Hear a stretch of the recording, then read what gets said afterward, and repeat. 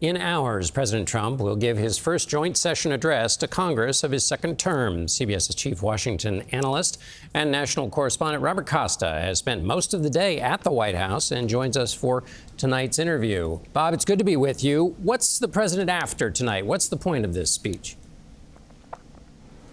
John, great to be with you. For President Trump, this is a visit to Capitol Hill and to Congress that is totally, politically speaking, in his grip.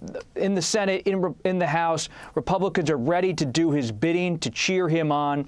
And so inside the White House, based on my conversations with top White House officials, this speech is about laying out President Trump's vision as he sees it on foreign policy, on domestic policy, and it's giving cues to Congress rather than trying to broker a deal or lay the foundation for some kind of bipartisan agreement.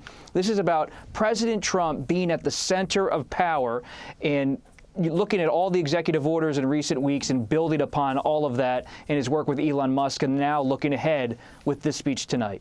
And Bob, how does he expect that to work on the Congress, the Republicans really in Congress, who have a lot of difficult budget work ahead of them, small margin in the House? What's their expectation for how this shapes their thinking? You're going to see tonight, based on my reporting today and in recent weeks, the beginning of a conversation about the scope of possible spending cuts at the federal level.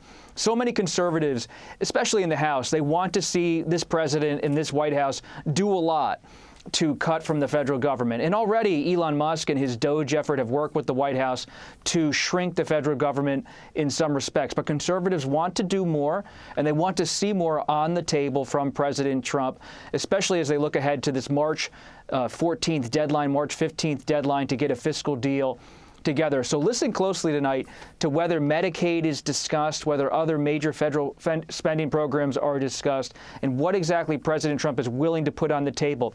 He's not just making an overture to Democrats, if any. This will really be about setting up the negotiations with his own party.